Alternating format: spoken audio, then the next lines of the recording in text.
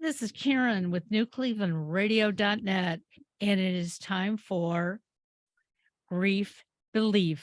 And you know what, ladies? I am so excited to talk about this subject today because the last podcast we did, Allison, you got a beautiful note from a gentleman.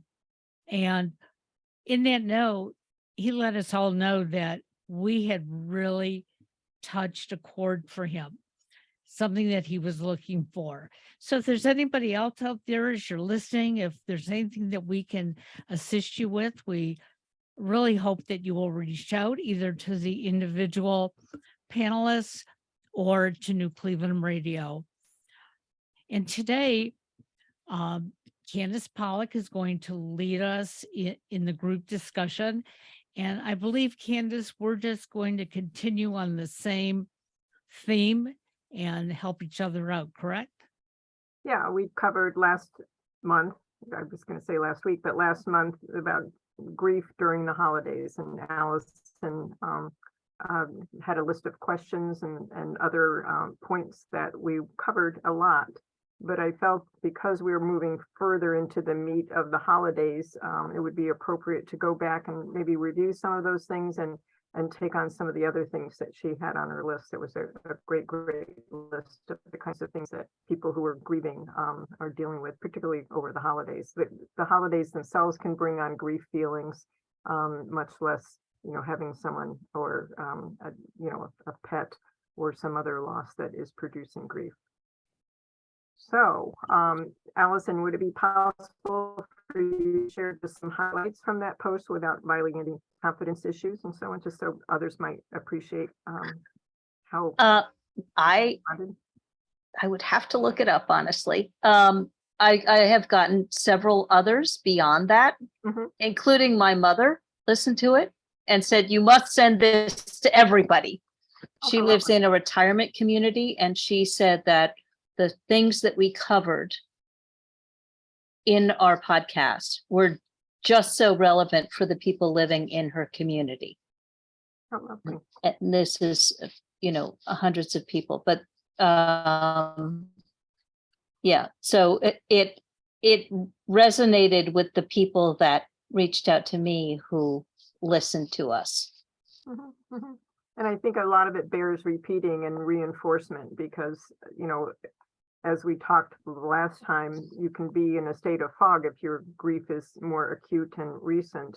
Doesn't mean you don't have brain fog later, but the idea is it bears repeating some of these things because we can hear it with new ears depending on where we are on our individual grief journeys. So looking back at last month, was there a particular topic that you wanted to make sure that we drilled down on? Something you told me, Christy, there was a phrase you used when we talked recently about symptom management, grief and symptom management. Do you remember that? Grief and symptom management. Do you have any information? Well, it was in the context of how some people are facing grief as if they have to manage symptoms, like it's something bad, not something natural on the spectrum. At least that's how I took it. Yeah. And as we touched on last time, but also hopefully today, the idea that we're allowed to have the full keyboard of emotions, and we often are more sensitive to making other people comfortable and not revealing our pain, our loss, and sharing it because it would be inconvenient or we don't want to make a scene and so on. So yes. Yeah, I think I know what you're talking about. It is that idea that we want to belong, we want to be part of the group. And when we come to our friends, our group of people, and they know that we're grieving, they know that we're hurting, because our culture, our society is so not, they don't have the ability to understand grief because our culture just doesn't do grief well. They don't know what to do with us, so they get uncomfortable. We want to be accepted by them. we want to be included. And so we don't want to go to them being like, oh no, here's the lady who's grieving again, see the panic in their eyes. So when they say to us, how are you feeling? We don't tell the truth.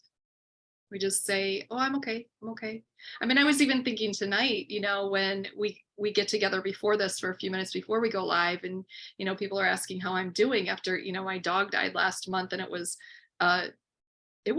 an intense loss, because I was with him all the time. He was just like, I always said he was like another appendage. We were just together all the time. I've always worked from home. We've always been together for 13 years. In the last 5 years, he's been pretty sick. So my entire schedule, every single day, is around him. So to have him suddenly gone, and it was sudden, was not expecting this. It was really hard, way harder than I expected. And so when you guys asked me how I was, I didn't tell the truth. I just, same thing, like, well, I'm okay. You know what? I haven't been okay. It's been really hard, really, really hard. And I think that's kind of what you're talking about. We're trying to make other people feel better so that we can be included, so that we're not left out, because we just are human beings. We're creatures who need people. And so I'm one of the most, I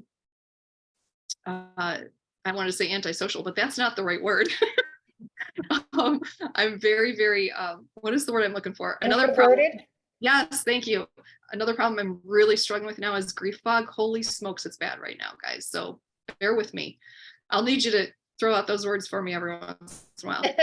But it's very introverted, and still I need people. And so, I'm trying to be okay for other people when I'm just really not okay. And Now, it's interesting that you bring that up, that you're introverted. I was dealing with a client the other day, dealing with holidays, and I think it plays into exactly what you're saying about the loss and the grief of your dog. It's part of your family. It's your family, it's your child. But also going into the holidays, the fear of making other people uncomfortable or not knowing how they're going to react. So in dealing with my client the other day, it was a number of issues. One, people aren't reaching out to her anymore. And why have people forgotten me? And no, people haven't forgotten you. It's just that they don't realize the grief process, and they don't realize how long it can linger and what the process that you're going through. So they go on with their everyday life because they've reached out, they've talked to you, and now they're back to their routine. You're not.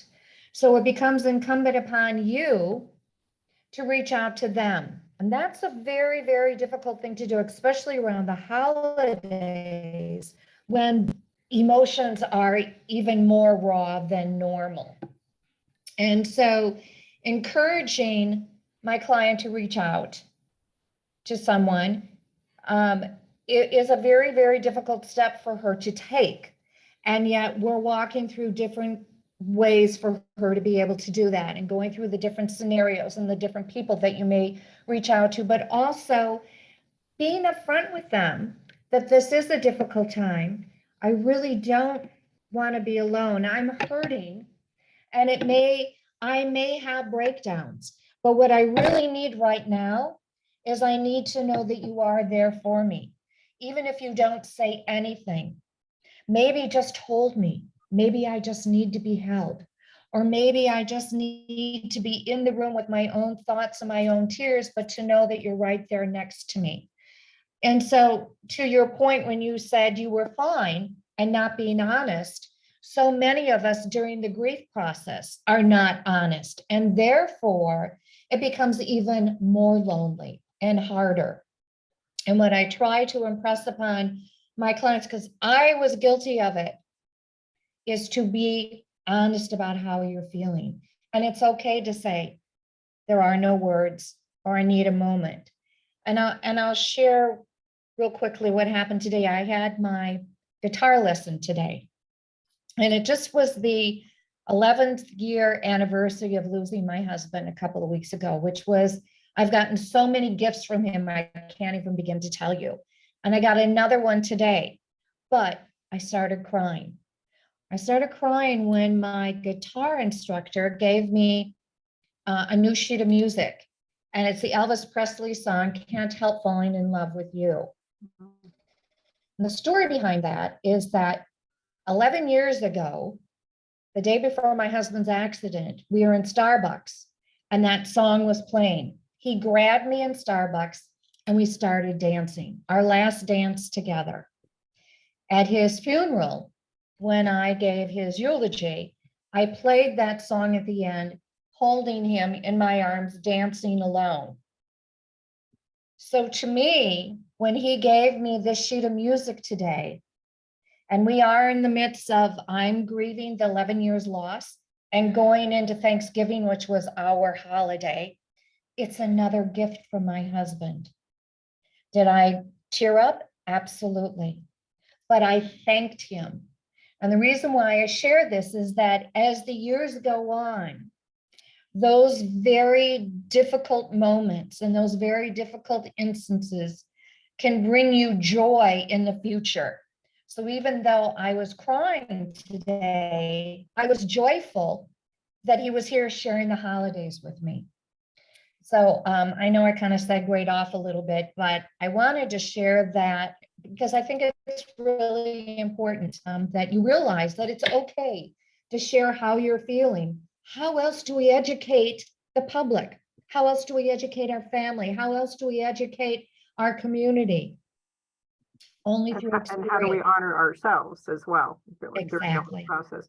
And there's Exactly. that what you said, Carol, that the last time I think so what occurs to me is that you're helping bring the spotlight to, there's the acute grief when a loss occurs, and then there's the grief that can, the fundamental parts and the sense of loss, but a later iteration of it. And if I recall correctly, I think it was you that said in the beginning, when we needed to be alone, but we weren't rejecting everybody, you said something to the effect of, you can say, I need to be alone now, but I will want to be with you later. Yes. Which was a great way to, to let people know that they can reach out later, kind of getting to Christy's comment. And then the other part is what you said about this gift later, coincidentally, who can say on your anniversary happens to be that song, going into the holidays, your holiday, and so on. It just seems like a complete circle in many ways. Yeah, one of the things that I really discovered is that people are, when someone is grieving, the people who care about them are terrified of getting it wrong. They're so scared that they're going to say or do something that will make it actually worse. And so sometimes they're holding back because they don't want to make it worse for the person who's grieving. And so we talked last month about, planning it out, figuring out what do you want the holidays to be like for you? And then how do you set that up? So that you're not just a passive, not victim of, but that you have some control over some things that had felt very much out of your control, probably. Go ahead. Yeah, because those overwhelming feelings that just take you over and suddenly you're crying because you took some stuffing. Those are not things that you can plan for, but you can anticipate the possible things that could happen and plan for that. Okay, if this happens, then what am I going to do? Am I going to excuse myself and go for a walk? Am I going to go into the bathroom and cry? Am I going to ask for a hug? Am I going to ask for people to tell stories about the person or pet that I loved that's gone? Or even sharing holiday stories that may or may not incorporate the person that you're grieving, but it's still sharing stories. What do you remember about Thanksgiving that you love the most? And maybe that we as individuals, because we're grieving, share our stories about that individual or that pet or whatever the case may be, that loss, and they share others, but we're all sharing together. It doesn't have to be specific to an individual. Well, One and of the going things back that to- I'm sorry, Karen, go ahead. one of the things I noticed, Christy, when you told me about your dog, my first reaction was, this is your family. And so I think for the first time ever, I gave somebody the choice to tell me when they were ready to talk to me or not talk to me. I shared bits and pieces with you about other things just to make it real so that I wasn't leaving you out of things. And I know we had planned on getting together a couple times, and I thank you for your honesty why we didn't do that. Because in the past, people would just say, oh, I have a headache. I'm just not going to do it today. But when you told me that you were still hurting so much, I knew I couldn't do anything to take that hurt away other than to acknowledge it and say, and when you're ready, we'll get together. I'm not going anywhere, and I don't think you're going anywhere. And I think that's something that we all have to realize, that, don't get mad at each other. And I see that happening all the time in families because they don't know what we want. We're not telling them what we want. But if you read between the lines, you know what they want. You stated it beautifully, Karen, absolutely beautifully. And that's, if people understand that, it takes away the fear. Because again, there may be no words. Words may not be necessary. And if you say the wrong thing, hopefully the other person will say, hey, it's okay, or let me clarify. But yes, that was stated beautifully, Karen. Thank you. And tacking on to that, the other part of the equation is for the individual, in this case, Christy, to, not feel challenged that there's still brain fog, at this stage, because that part, particularly in the more acute phases, doesn't mean it doesn't happen later, but in the more acute phases, that's a very natural part of the grieving process. It's almost like a physical assault on the body. And to give ourselves some grace around that and not have those expectations that we have to be clear all the time. We're all going to face something having to do with grief. We all do, whether we acknowledge it or not. It's a state of trauma. Yeah, and I think that's a really, really important thing that people need to understand, that grief, I call it grief fog, it's brain fog, but I call it grief fog because it's caused by grief, is a real thing. And it can be very intense. When I went through those 3 losses all in a row, I thought that I was entering the early phases of dementia. I truly thought that. I went to 3 different classes about early dementia because I thought that's what was happening to me. And I didn't know until like a year later that it was just a normal thing that happens. And honestly, I finally came out of the grief fog about a year ago. And now it's right back. And I'm like, well, at least this time I know what it is. And I'm not like rushing off to go to classes to try to figure out what's wrong with me. So I think that's a really important point to make, that this is grief fog is a real thing. Yes. And it's okay. It's okay. I am okay to so acknowledge it to glad. others. Yes. I am so glad you brought that up, Christy, because I hope to make that my topic for next month. In particular, and because I'm dealing with a different client, that her family is having her tested for early stage dementia. And I'm going, wait, let's give this some time. And even reached out to a friend of mine who is a neurologist, and he started sending me articles about bereavement, trauma, and dementia. And the neutrons, the proteins are very similar. The difference is, in your case, as you know, over time, it will dissipate. If it's true dementia, it will not. So thank you for bringing that up. Thank you so much. And And it's not to say, just like you're going through it again now with the loss of your pet, to me, it's a loss of a child also. You've had this family member for years. It's not to say that you don't go through this at different stages of your bereavement too. So it may be very prevalent at one point in time, and then kind of dissipate. And then again, when the holidays come up, it may be back again. And so this is just a cycle that we're dealing with and learning how to cope with. Well, Not an and easy state. absolutely. And I think it's really important to notice that this will happen for every single human being over and over and over again at different times in the course of our lives.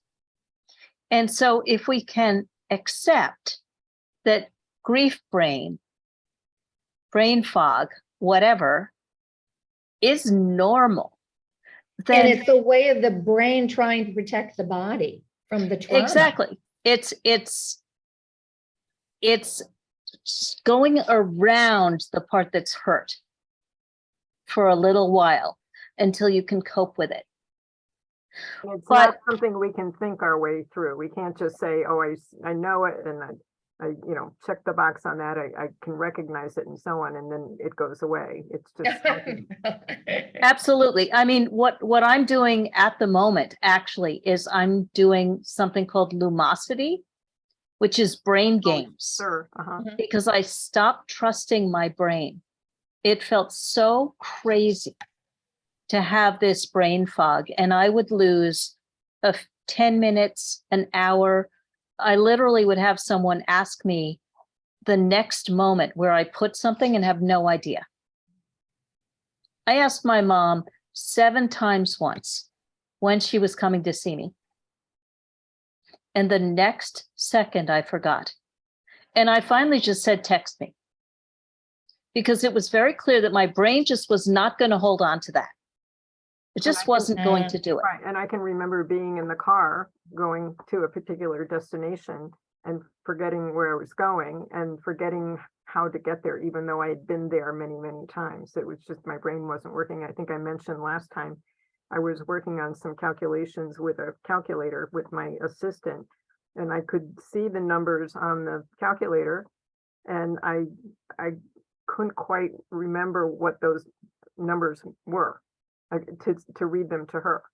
And it was really frightening, particularly as someone who, we all have to think, but my job really requires my brain working. And it was really frightening, very, very frightening. So in the context of the holidays, what do we learn from this stuff? For I our think audience? one of the most important things to consider is that when you are setting something up with somebody, you're going to go do something with somebody, to leave it where you're just honest with them and say, this is my plan to do this, but I might have to back out because I just don't know where I'm going to be in the moment, and I might need to not come. So I had forgotten about that, but I quickly remembered that even, I so desperately last month wanted to be with you guys, but, Journey had just died 4 days earlier. And I waited till the last minute to cancel this. And I just thought, I need the time. And that's when it occurred to me, oh yeah, remember, you don't ever commit 100% to anything when you are grieving like this, when you're in this initial stage. I think that's important to remember. I think it's and that's the host maybe of an event that you're invited to, the person who's in the midst of grieving, maybe also to have some sensitivity about saying, hey, I'm inviting you, I want to include you, but I understand if you need to exit and that kind of thing. In the training that Christy and I have had, there's a helping children deal with loss. There's an exercise you can do to anticipate and empathize with how children might be experiencing grief. And I had a colleague in Canada who was in that program, and she used the concept in her work in the retirement center, she was a grief recovery specialist, but she used the same exercise so that the adult children of elder parents in this retirement continuing, living community with, assisted living all the way to nursing level of care could also empathize. So that's something we can teach the others in our lives to do, to say, these are the kinds of things I need some grace around, some leeway around, so that we're not necessarily pleasing others at our own expense. I feel like I actually I lost some level of friendship with some of my close friends when I was grieving those 3 losses in a row. And I didn't know it was happening, but some of my inner circle, they just kind of like, well, you just disappeared. And I didn't even know I had disappeared. I had no idea. I was in such a place of pain. I didn't know that I wasn't present with people. I thought I was. And so it was just a miscommunication, just a misunderstanding that I just, to them, disappeared. To me, I was just trying to get through this. I was just trying to figure out how to live the next moment. I'm so glad you mentioned that, because I didn't know until this summer when I happened to be out visiting one of my sisters, or actually both of them. It came up just incidentally in a conversation, and she said, well, you just disappeared for a couple of years. And I was grieving. And I turned to her and I said, well, I was grieving. And it wasn't like we weren't talking on the phone from time to time, but I wasn't doing a good job of explaining how much I was hurting and not functioning. So it's kind of a two-way street there, but it really caught me off guard. I'm so glad you mentioned it. Don't you think that some of us, when we are grieving and we reach out to the people who we think are the closest to us, who then reject us? And I still call her a very dear friend who lives out of town, and she doesn't want to hear what I'm going through. And I finally had to tell her this past weekend, you're not going to be hearing from me because you're making my hurt larger than it needs to be. And it's very difficult. She introduced me to my husband. So I've known her for 40 years, but I just have to do that for myself. And I hear what you went through, Christy. And if people don't understand, eventually, as you come out of it and you say, hey, I didn't know I disappeared, that's for them to come back into the fold and try to understand. And if I had been more upfront, I would have been more candid about things and shared more. Not my style to do so. Sure. Then they would have known. But I looked okay. I performed okay. They didn't know that I was, eating the Klondikes, going to bed and waking up the next day and going to work and coming home eating the Klondikes and, watching Law and Order and so on. So, but I don't want to say it's a two-way street, because I don't think we necessarily have an obligation to educate them in the moment when we're in the throes of the pain. I don't know. What do y'all think? I think our obligation is exactly what we're doing with this podcast. Not only educating the people that are listening, sharing our stories, that is an education in and of itself, and preparing those that have experienced it, because it does seem that it becomes incumbent upon those that are grieving to let the others know how to deal with it, and yet we're not capable of doing it. We're either in a grief fog, or I refer to it as frozen, and we don't even know how to deal with it ourselves. So hence the beauty of what we're doing right now. And it seems as though bereavement is taking more of a center stage, in the sense that it's becoming more acceptable to talk about it. I think that there's a lot of help in the media of late, and helping spread the education about bereavement and how to deal with it. And I kudos to the ones that are doing a good job of it. And society is opening up more to it. Is it because we're sharing more? Maybe. Is it because there are more of us out there that are dealing with individuals that are going through the process? I don't know the answer, but this to me is so important because we've had to learn on our own.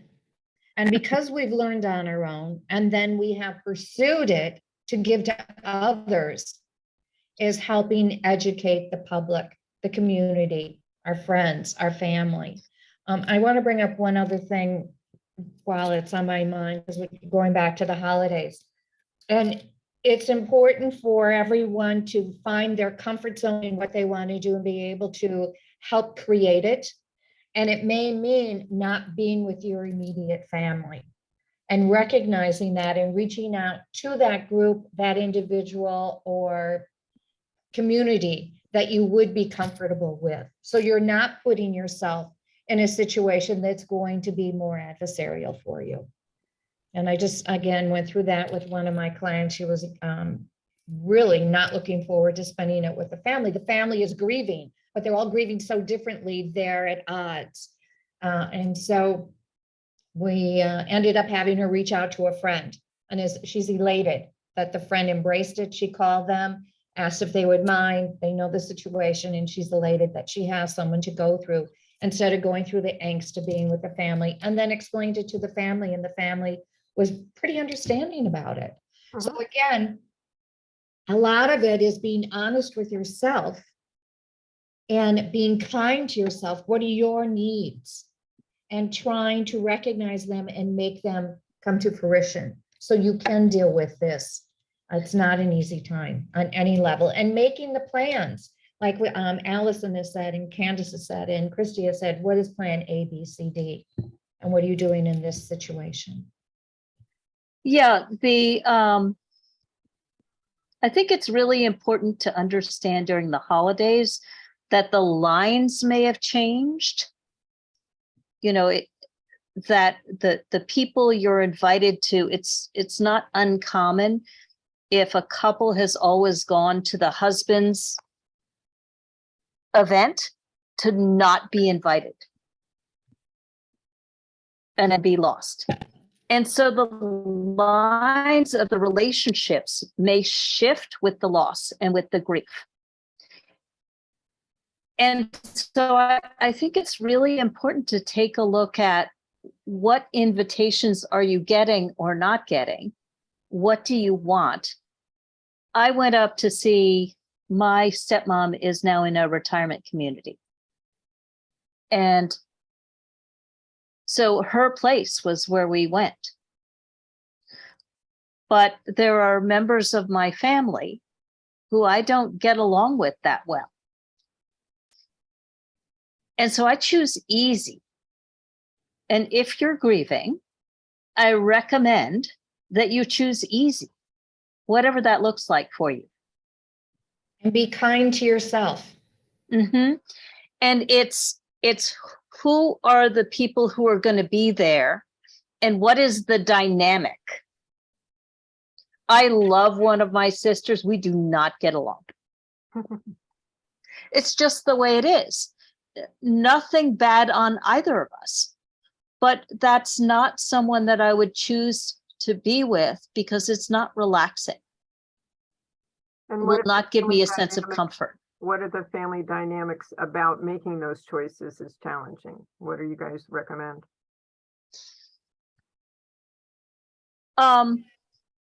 So there are, what are the invitations that you're getting, or what are the invitations that you want? So those are two different things. If you're not being invited, what is the experience that you want to have? Is it going to be a small gathering? Just a few friends? Maybe make a meal together. You might have 3 people, and that could be a celebration. You might have a crowd because that would feel good. So, Or you might be on your own. or you might be on your own. You might just choose to go and take a walk in the woods Or you And- may choose to go and volunteer somewhere. Yeah, so it's super individual. Every person's journey is different. And there's no right or wrong answer. No right or wrong answer. But figuring out what yours is really, really, really helpful, because then you can design something that feels good. There is nothing worse than going to a gathering and being lonely in a crowded room. And that is a really common experience for people who are grieving. And without grieving, I mean, it can be lonely for people just in general, particularly over the holidays, and having, dealing with grief can just exacerbate the whole thing. Yeah. So Chrissy, it looked like you wanted to say something. I did, but it's back a few. It was just, You're allowed. I wanted to say that when I was talking about, people who are close to me who just like kind of pulled away, I wanted to make sure that I was clear that I didn't feel any animosity or anger or hurt from them. I didn't know what I was doing. I was doing it. I had no idea. And they were just confused and they didn't know. We're doing the best that we can. And I think that because we've had such a lack of good information about grief, people don't know what they're doing. So I just want to be clear about that. People are not intentionally hurtful, typically. They just don't know. They just don't know. And I shared that story last month. I was doing this speaking gig around December, and when my husband first passed, and a colleague came up and said, "Oh, I haven't seen you in a long time." And I just blurted out that my husband had died. "What's new with you?" And of course, that I shared that news. And then fast forward, a year goes by. To me, it wasn't a year. It was weeks in my mind. But the whole sense of time was just totally distorted. Same event, I wasn't speaking that time. He comes up, says the same thing, and I blurt out the same thing because I'm still teary. I was this leaky little sponge, crying. And he goes, "Yeah, you told me that last year." It's like, okay, sorry, stuff that back in there. But and when my sister said that to me, yeah, I didn't feel any animosity. I just recognized, boy, we just have no idea what's going on with other people's grief, and sadly their time will come.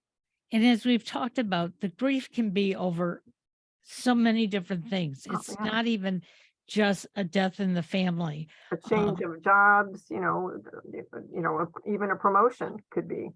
I had somebody back in September asked me why I was acting.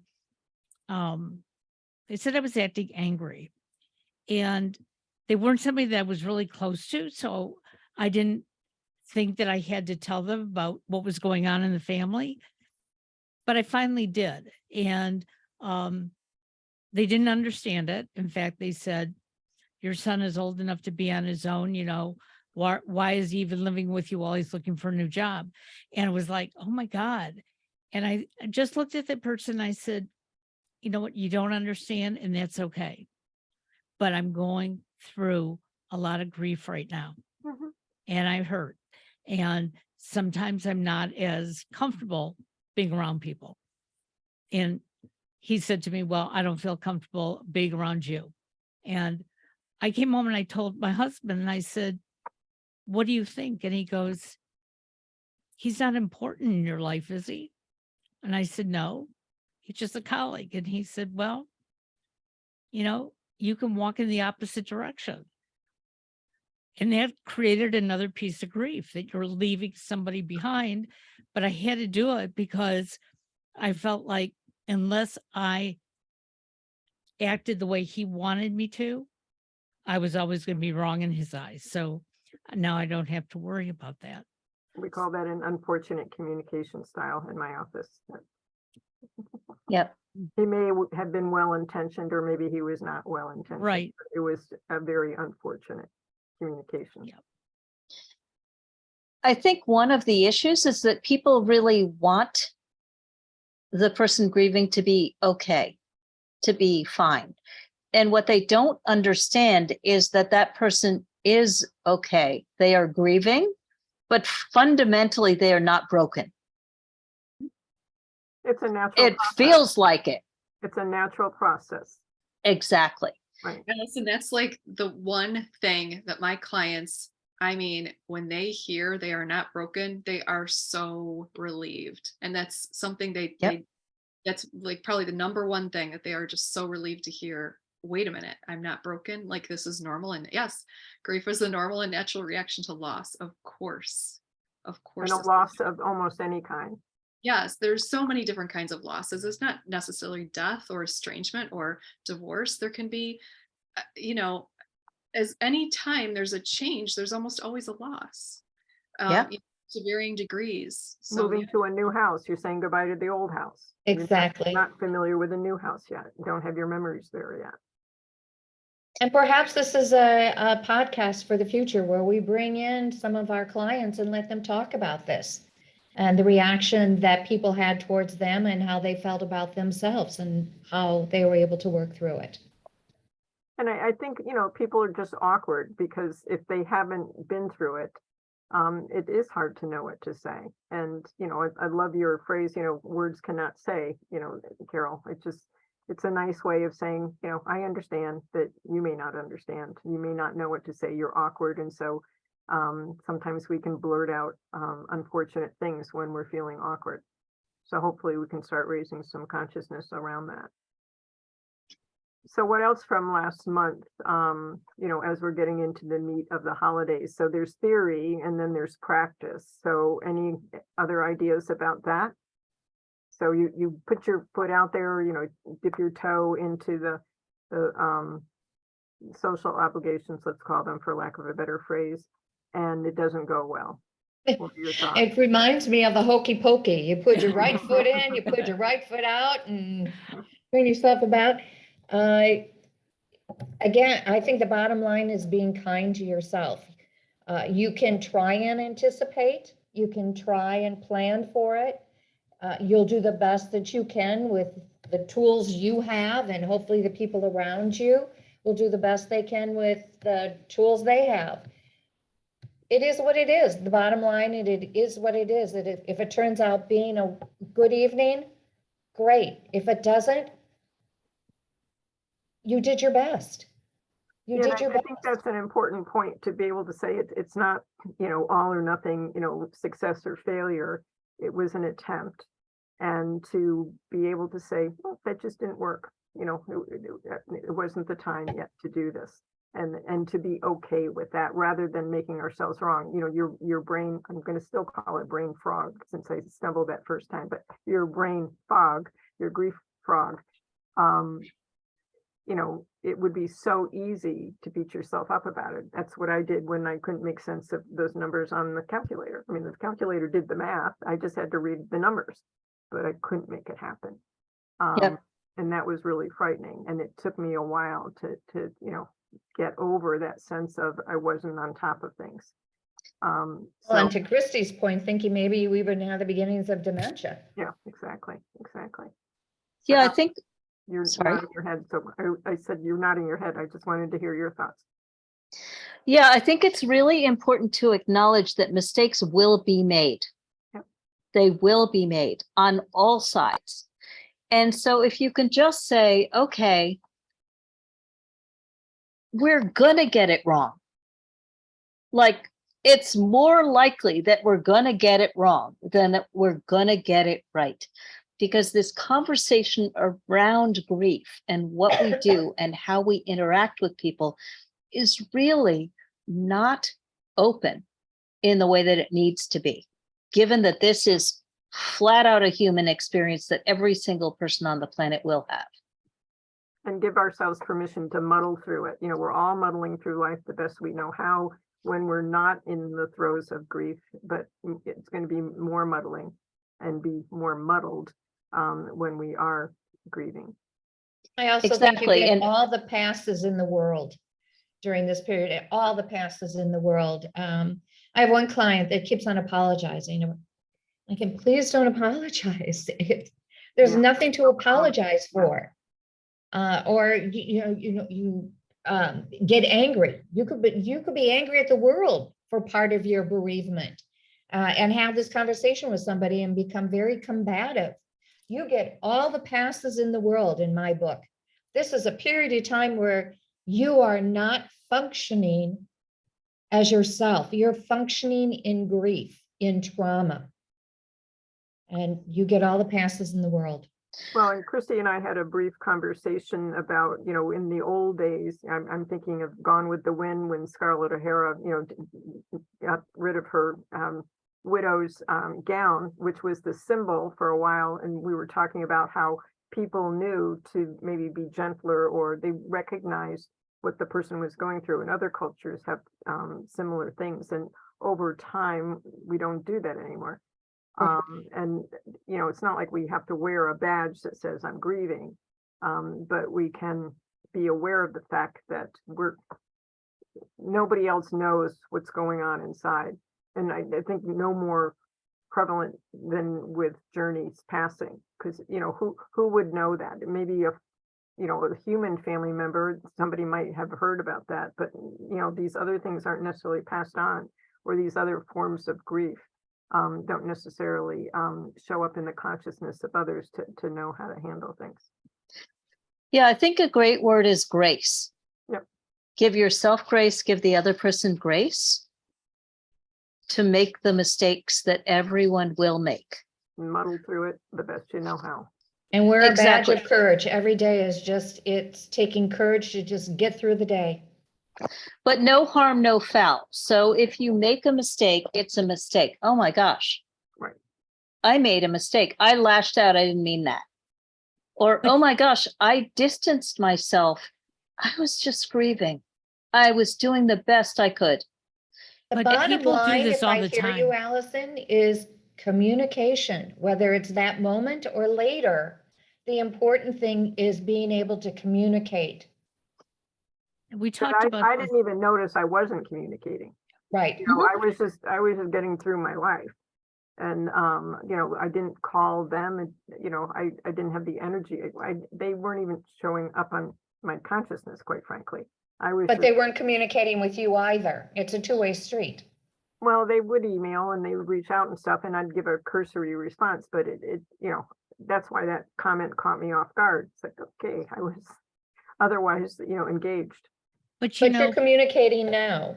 Oh, totally. Yeah, no, we're Okay, yeah. so But it could people- be time before the communication starts up Yeah, again, but the then I important came thing is out of that my fog and everything else. Yeah. But people who aren't grieving, they too have issues. They too can lash out. They too can feel like we're pulling them in the wrong direction. We've got to remember, and you said it really well, Candace, that we're not walking in their shoes and they're not walking in ours. And we can continue to feel, that people are imposing themselves on us.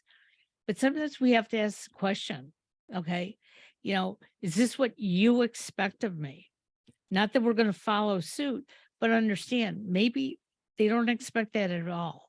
And that's where that communication is even more important, because if somebody upsets us over the holidays, what are they going through? Well, and the other part of that, Karen, is we don't have to have the answer. We just, all we know, Yes. all we can say is, I don't know what I'm doing. I'm walking through it now. I can't tell you exactly, what I feel and when I might feel otherwise. Because that's part of the problem. It's we're in that muddle in a way. And we're just trying to get through the doesn't mean day. we're helpless. It doesn't mean we're victims or helpless. It just means that we're, it's like a major bruise on an arm. It takes time to heal. I'm sorry, Yeah, Yeah, go ahead. Carol. I had not been talking to one of my brothers who I consider judges me more than others. And so when I told him that I was, financially really struggling to pay the bills, struggling to eat, struggling to pay the rent, and I hadn't said that, he blew up for a whole lot of reasons. And we had a really awful exchange, which we're still recovering from. over 6 years later. And he said, well, you should have done this and this and this and this and this. And I thought, there are days I can barely put my foot on the floor and get myself to the bathroom. Impossible. But I also hadn't been saying how bad it was. And so part of his grief was that I didn't share and trust him with what was really going on. So then when I finally did, there was a wall there, understandably. Well, and somebody said to me a long time ago that sometimes when people lash out or they become angry, it comes from a feeling of powerlessness, and they're at a loss to know what to do. Maybe something is beyond something they can comprehend or fix or whatever, which I think is just a lovely way to look at it. So, Christy, you're looking very pensive. So what does this mean? No, I'm just listening to everyone. It's very, very good. Yeah, it just wound up being like I was here, he was here, and we didn't even understand that we were on different planes. And so going back to communication, because I think we're talking a lot about communication this time. Communicating when you're not even on the same line is really, really hard. So a good question is, how do you find some points of commonality with the people in your lives? Allison, I love that, but what it reminds me of, and it somehow in my, goofy mind, it makes me think of that outer badge of grief that, I'm going through something here, give me a little space. But maybe there's an agreement that people can have about it, like a safe word, to let people know when you say the safe word that I'm going through a difficult time. I don't need it to be fixed. I don't need you to psychoanalyze me. I don't need you to cheer me up. I don't need you to distract me or any of those things. I just need to cope a little bit. I'm running out of cope right now or something. And that might be a practical application. Hard to remember when you're in the throes of it again, but if you have any warning about somebody's passing or with journey or something like that, to be able to say, gentle or something. That's a great suggestion though, Candace. My sister and I kind of have a code like that, and that there are times where you want interaction. There are other times you just want to be heard. So by prefacing the conversation, I just would like you to hear me, listen, or I would really like your input, and clarifying it that way perhaps can help the situation. Yeah.